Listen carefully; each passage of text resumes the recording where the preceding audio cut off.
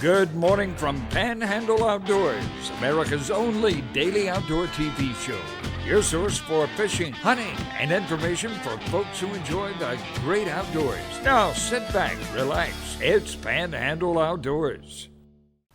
Good morning, folks. Welcome to Panhandle Outdoors. I'm Winston Chester. I'm glad you're with us this morning. We appreciate the viewership, and we'll wrap up another week here. So thank you for all the support you give us. And we've had a good week, some good guests. So let's move on with today's show, brought to us by the weather, brought to us by Gulf Coast Air Conditioning. Drew Potter and hard-working crews warming back up now, up to 85. But the low tonight's going to be 65. And here's interesting, the water temperature brought to us by a Rancho Coffee Company. That's going up a degrees also. It's up to right back up to 80 degrees, but it's hanging in there. And it's really been a slow process of getting down on water temperature like we want it to for the fall migration. So we'll just be patient and hang in there. Our river readings brought to us by Panama City Coca-Cola. Again, the Apalachicola Bunchtown 1.5. And the Choctawhatchee Carabelle 0.8. I don't think the gauge goes below 0.8 because it's been a 0.8 all week, and it just don't get much lower. Interestingly, they've been calling for rain. The meteorologists, and I watched several of them, listened to them, and try to get a consensus of opinion. They've all called for rain for Sunday. Now they're sort of back. It was like 100% chance of rain. Now they're backed off to about 60%. So hit and miss. So we need the rain. I hope we get some, and I know you do too. Tide chart brought to us by Kent Forest Lawn. Today, we're talking about October the 17th.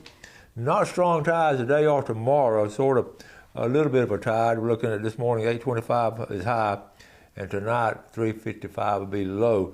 Our fishing game time brought to us by Blue Water Outriggers out of Port St. Joe. 8:48 or 10:48 this morning, and this evening from 9 to 11, right on the hour right there, 9 to 11. Marine forecast, seasonal south-southeast at about 5 to 10. I'll take a break. I'll be right back. Okay, welcome back. I just get a kick out of the feedback I get. I feel like I have a lot of field reporters, you guys and girls out there in the field just sending me stuff and keeping us abreast of what's going on outdoors. I certainly can't get all over the place, and y'all are so good about it and sending video. And this is go right here. This is John Anglin. Hey, Winston, this is John Anglin. I'm the person who sent you the owl stuck in the chimney. Well, I remember that, John. So had some friends staying at St. Joe Beach House last weekend. They went walking on the beach and discovered a red tide. So John went down there and sent us this video. I know you may have heard about it. Here's a red tide right here. Let's see. All right, here we go. Okay, so this is right here at Mexico Beach, St. Joe Beach. And look at all the dead fish. This was several days ago. But and it's we hadn't had it in a little while. In a year or two we haven't had it. I know last year we didn't have it, man, but it's here this year, and it's just a natural. We'll talk about it each time it happens. A natural occurring situation here, and as you see, it's just right now I don't see a lot of big fish. I don't see a lot of crabs, but it certainly look at there. It's washes some up. See them being washed up there. But these field reports that we get, like I'll send them in. John, thank you for sending this in. And this is another area. It's the same video right here. Let me see. We got 10 more seconds on it. So these are in addition to the early part and all the way down. So you see all the way down the beach that way. Look at them. Ooh. And that's okay. Thank you, John, for sending that. We, like I said, nothing we can do about it, but it's just being aware of it. I feel sorry for the folks who have like a fall break vacation and they're planning on have that window of time, that little period of time to come down here. And here's what happens. And speaking of sending things to us, I get I get tickled sometimes that. My expertise, the lack of expertise on our pictures. But Billy Grantham sent this one. Check this out. An eagle right above the nest. Is that not a classic shot? Thank you, Billy. We have an eagle in our neighborhood. And let me go and mention this too. If you got a small dog, I know it sounds crazy, but I know Wendy and Walter lost one of their dogs, and it was either to a coyote or an eagle in our neighborhood. So anytime we're dog sitting, we certainly, I'll walk outdoors with them. So just be aware of that. They will get your pet. So they're beautiful creatures. All right, moving on here. Miss Coleman, we talked about Tennessee Chuck. Right here. This is, they took his ashes out there, took his final ride aboard Florida Days with his close friends and fellow fishermen. We took him out here in April, so it's just one of 45 structures.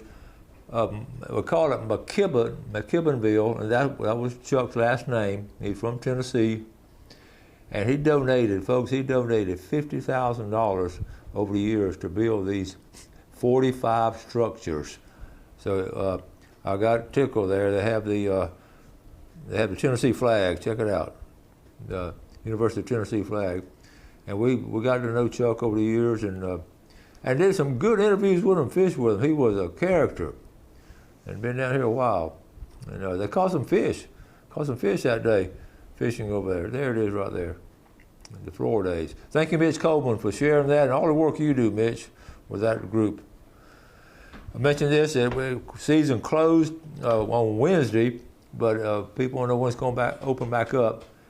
December the 1st. It's closed from October 15th through November 30th with flounder.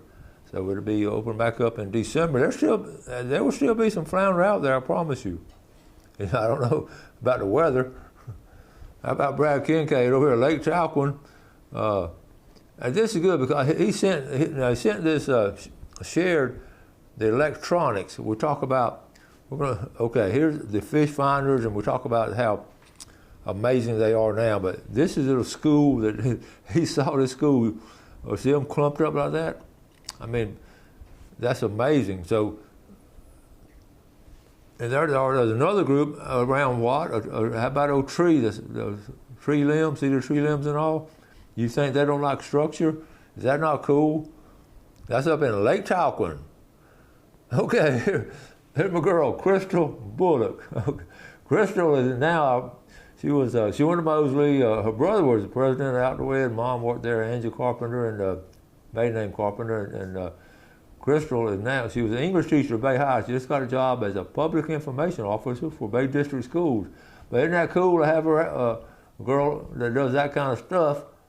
She went to the University of Florida and got a degree in communications and worked a little bit at the University of Georgia, and then came back home, married Brian Bullock, got 2 kids now, almost teenage kids almost. But anyway, proud of Crystal. Her dad took her hunting when she was little. Dad still takes her hunting. But that's a big hog, Crystal. Good job. Okay, let's take a break and we'll be right back.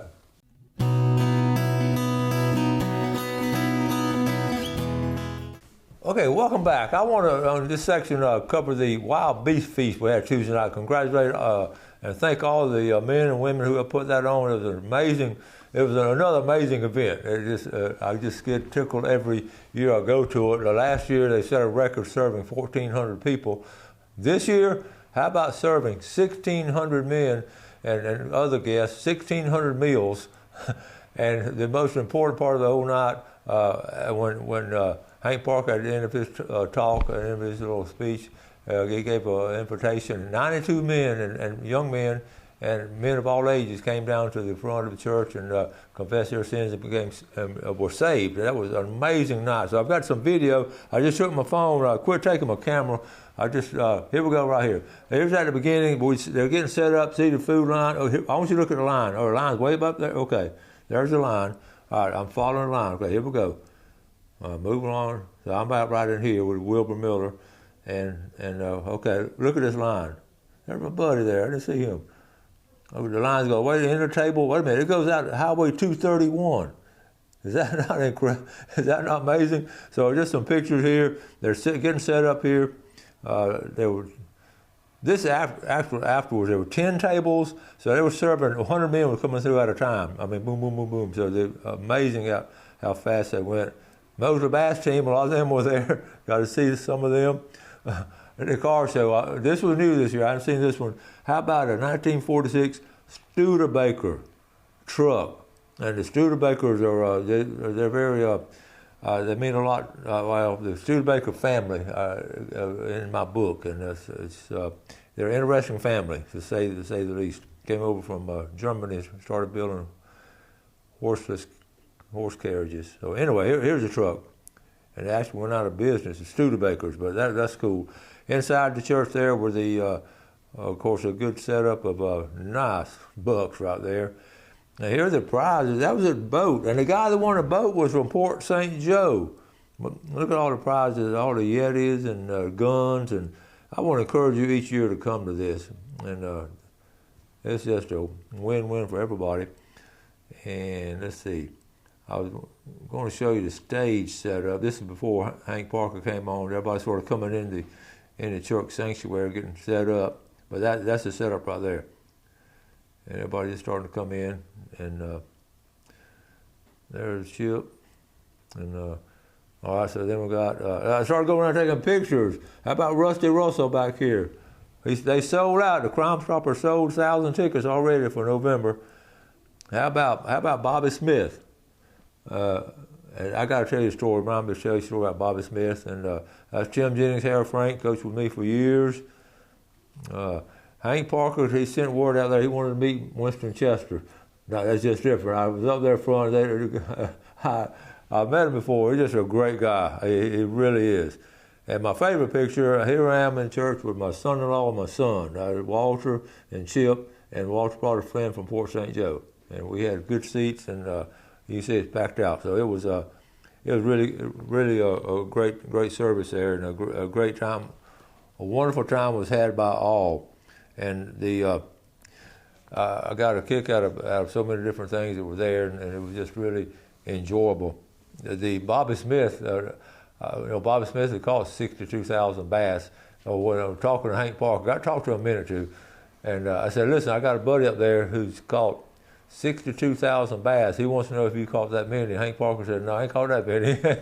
But he caught a bunch. And he did his TV show, a great testimonial. When he grew up, he had a dad who was alcoholic, and a very dysfunctional family growing up. And his daddy came around, got saved, and later on, it's really a great story on Hank Parker. So thank you, Highland Park Baptist, and all the crew there. And always getting good speakers, and they've come a long way since the first speaker they had. But speaking of speakers, this Saturday night, I will be speaking. I've been asked to speak over here. How about over here in Bristol, in my neck of the woods, Wild Game Dinner.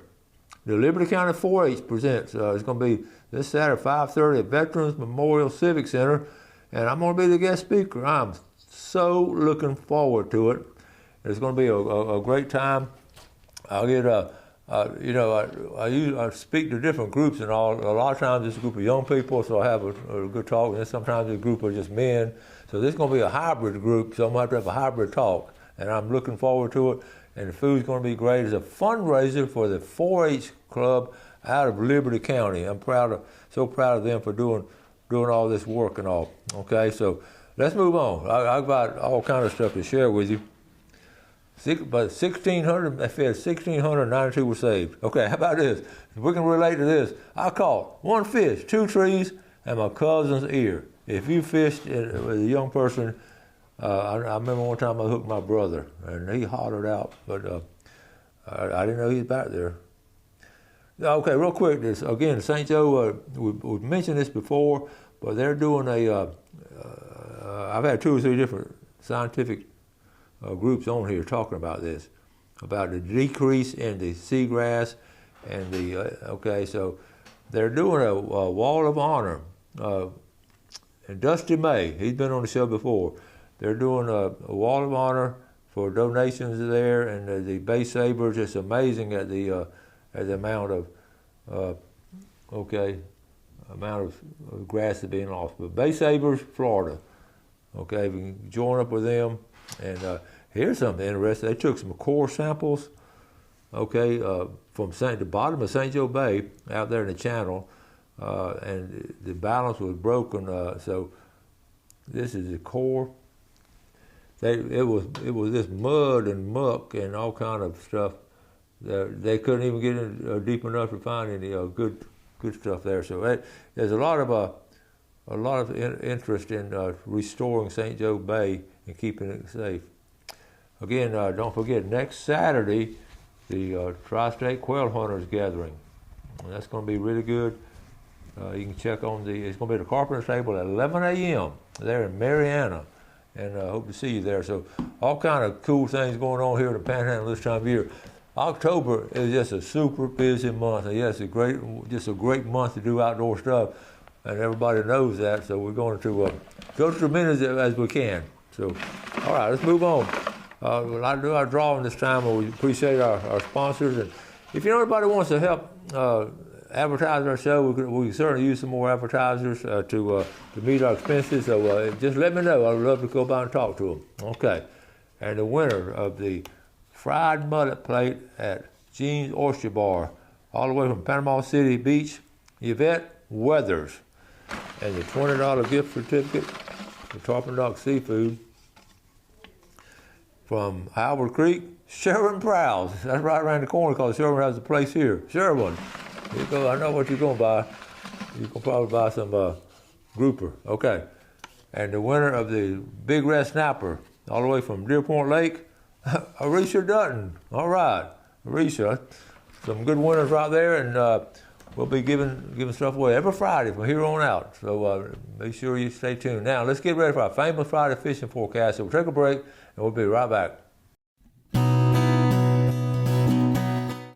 Okay, welcome back, and welcome to our famous Friday fishing forecast, brought to us by Jessica Lean, Insurance and Financial Group up there in Lynn Haven, taking care of our financial needs and our insurance needs. We appreciate them sponsoring. Now listen, look at this report. I hope I get through it. There's a lot of stuff going on. I wrote down all kinds of stuff last night. What I do, I just gather information or talk to different people, and I'll go online and check on some things and check in pictures y'all send us. So I get a good feeling during the course of the week to come up with this report. So it's not made up. It's real things happening.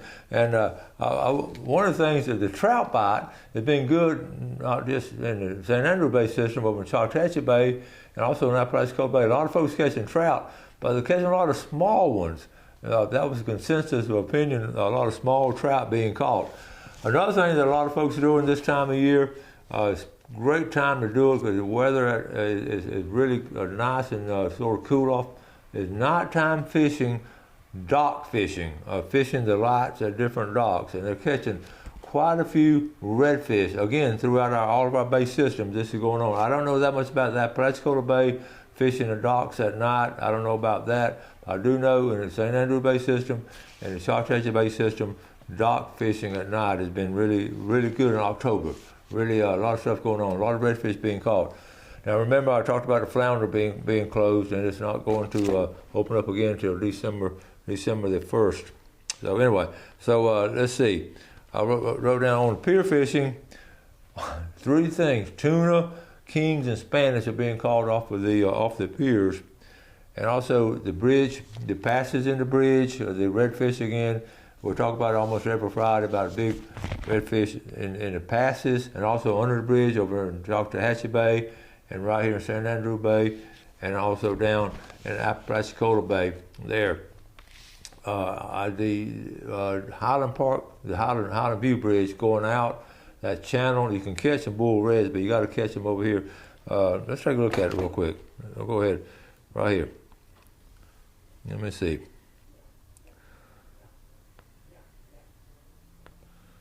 Okay, here we go. Right here. Okay.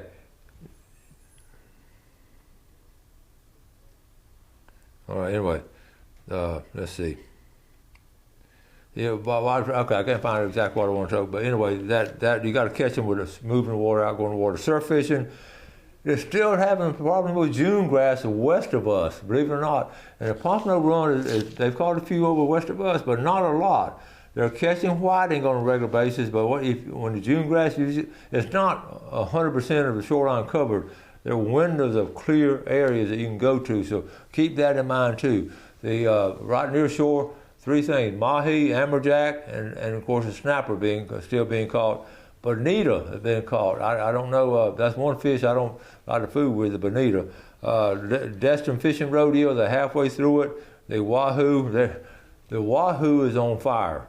And that's coming. If it's going to happen in Destin, it's happening right out here too. Really good catches of wahoo just this week. They caught more this week than they had the previous 2 to 3 weeks, they said. So this week, the wahoo have really come through. Bottom fish and triggerfish have been good. Sharks, I've got to mention sharks. They're still having a problem with sharks. Let's see. Freshwater, it's been low water, but I've really got talked to Bobby Smith at the Highland Park Baptist get together Tuesday night. He's still catching bass, folks. He made a trip the other day by himself and he caught 53 bass. And I've asked him what his number is. It's well over 62,000 or something, but he's documented every one of them, and we'll get him back on. When he gets to 65,000, we'll go do another show with him. But it won't take too long if he caught 53. Bass are doing good all along the river. And you really want to just sort of fish in the holes, not just in freshwater holes, but also out here in saltwater in the bay system. You find these little holes now. They're coming up out of the holes and feeding. So it's been an interesting week. We right on the verge of the Panhandle run. I'm surprised it's taken this late to get the run going because we just haven't had a lot of cool water temperature. Like I say, it's 80 degrees now. It's got to get down a little bit. And I always check west of us, the Destin area, and when they catch them on a steady basis, they just start coming down for the fall migration. That's just something real personal to me, catching those fall pompano. We're going to, like I say, this trout bite's been a lot of trout being caught, but consensus of opinion, they're all been small trout and not big gator trout like we talked about 2 or 3 weeks ago. I had on here about catching some really big trout. I want to start wrapping it up for the week. As always, appreciate the viewership. I just feel a calling to do this show. And when I go to a function and see so many of y'all watch the show, that just means a lot to me, and it keeps us going here. And I appreciate it. So I'm looking forward to tomorrow night up there in Bristol and talking to you folks up there. Y'all do something good for someone else today and this weekend. Enjoy the great outdoors, and let's take care of it. And God bless. Thanks for watching America's only daily outdoor TV show, Panhandle Outdoors with Winston Chester, featuring hunting, fishing, and other activities and information to help you enjoy the great outdoors. Join us next time for Panhandle Outdoors.